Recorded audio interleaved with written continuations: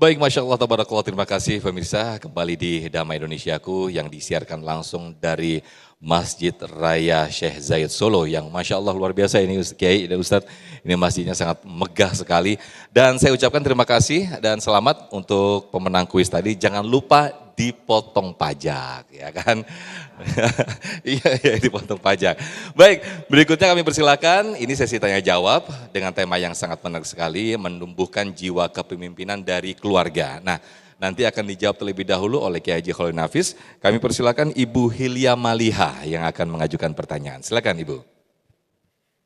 Terima kasih. Assalamualaikum warahmatullahi wabarakatuh. Waalaikumsalam warahmatullahi wabarakatuh. Tadi dijelaskan oleh Kiai Khalil Nafis juga Ustadz Hari bahwa kepemimpinan dalam sebuah keluarga dimulai dari diri kita sendiri. Jika kita ingin menjadi agen perubahan semuanya dimulai dari kita sendiri sebelum kita menjadi seorang pemimpin. Terkadang kita menjadi diri kita sendiri pun kita tidak mengenali diri kita sendiri bagaimana kita bisa menjadi seorang pemimpin. Begitu Kiai, bagaimanakah kita bisa sadar bahwa diri kita itu belum pantas untuk menjadi seorang pemimpin. Bagaimana kita bisa mengenali diri kita sendiri sebelum kita bisa dikatakan menjadi seorang pemimpin. Terima kasih. Masya Allah, mengenali sekaligus merenungi begitu kali ya Bu Hilya.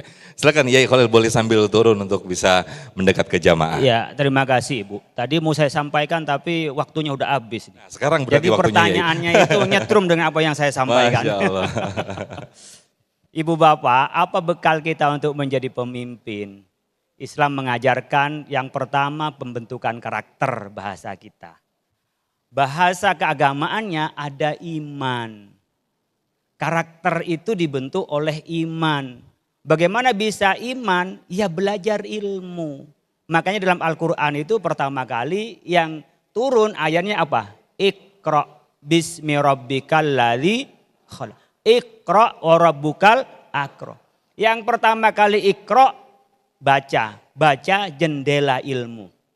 Orang yang gak rajin baca susah untuk mendapatkan ilmu. Sekarang baca pun kalau yang dibaca nggak benar, itu malah tambah ngaco. Sekarang udah rajin baca, tapi bacanya apa? Baca WhatsApp.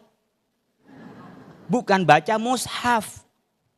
Coba kita bacanya mushaf, insya Allah mencerahkan. Tapi kita baca WhatsApp, itu namanya ada doom scrolling. Doom scrolling itu artinya orang selalu banyak scroll, kebanyakan informasi pusing sendiri. Apalagi informasi negatif. Kemudian Iqra wa rabbukal akram. Baca yang pertama dengan menyebut nama Allah. Baca yang kedua dengan wa rabbukal akram. Ada akidahnya. Di orang yang berilmu itu harus juga dia berakidah.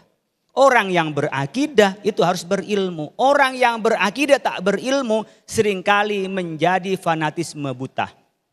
Ya. Orang yang berilmu tapi tidak punya akidah itu seringkali ilmunya hanya untuk menyebar dusta.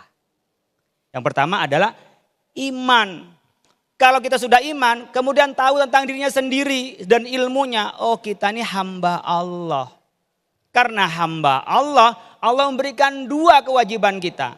Khalifatullah itu khalifatul ardi wa khilafatul ardi. Wa khilafah fi imaratil masjid. Maka masjid seindah ini. Jadi kita ini ada dua kewajiban. Imaratul ardi dan imaratul masjid. Tidak boleh kita berjamaah di masjid bersama-sama. Kemudian di luar kita lupa peduli kepada yang lain. Begitu juga jangan atas nama hak asasi manusia. Atas nama kepedulian tapi tidak ada imannya. Maka tak ada nilai di hadapan Allah. Maka man arafa nafsahu arafa rabbahu. Yang tahu dirinya akan tahu Tuhan. Sampai tua pun kadang-kadang gak tahu diri. Sudah punya cucu, ketemu lagi dengan dulu mantannya di SMA. Nah yang ketawa pengalaman ini. Ya, sudah punya cucu, kenal atau grup-grup sesama SMA dulu merasa SMA. Ya, gak tahu diri. Dulu pakai bedak itu udah cakep. Ketika sekarang pakai bedak sudah beda antara bedak dan kulit. Tapi dia nggak tahu diri kalau dirinya sudah tua. Makanya untuk menemukan pemimpin, kenali dulu ku anfusakum, dirinya kenali. Untuk kenal dari mana? Iman, karakternya dulu. Banyak orang pinter tapi tidak punya karakter, maka ilmunya hanya untuk bawa kesesatan. Kan banyak orang yang pinter tapi nggak dapat iman. Tapi banyak juga orang yang beriman tapi tak berilmu, bisa dilihat nggak bermanfaat apa-apa yang dia lakukan karena nggak tahu ilmunya. Oleh karena itu untuk menumbuhkan anak kita, pastikan anak kita ditanamkan keimanan itu.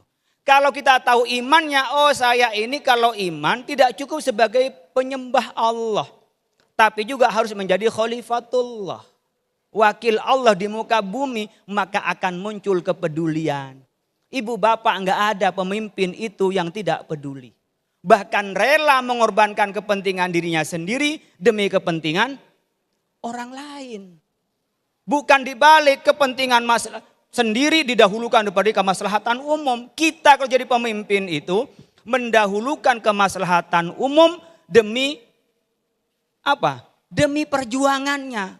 Mengorbankan dari kepentingan sendiri demi kepentingan umum. Coba bisa bayangkan Rasulullah itu. Bapak-Ibu sekalian. Ketika berpikir tentang umatnya. Sudah dijamin masuk surga. Ngapain Nabi itu berdakwah sampai umpamanya tanggal giginya. Nabi juga pernah hijrah ke Habasyah. Nabi hijrah ke Madinah. Kenapa enggak diem saja? Ngikuti saja pada tradisi saat itu. Ngikutin saja bisnis dengan orang-orang di Mekah. Tapi kenapa Nabi melakukan perubahan-perubahan dengan akidahnya? Orang-orang yang pemabok-pemabok bisa di jalan yang benar. Kenapa? Karena ada pemimpin yang bisa mengubahnya. Maka ajari anak kita punya karakter dan mau peduli kepada yang lain. Baik, Masya Allah, terima kasih Kiai Haji Khalil Nafis atas jawabannya.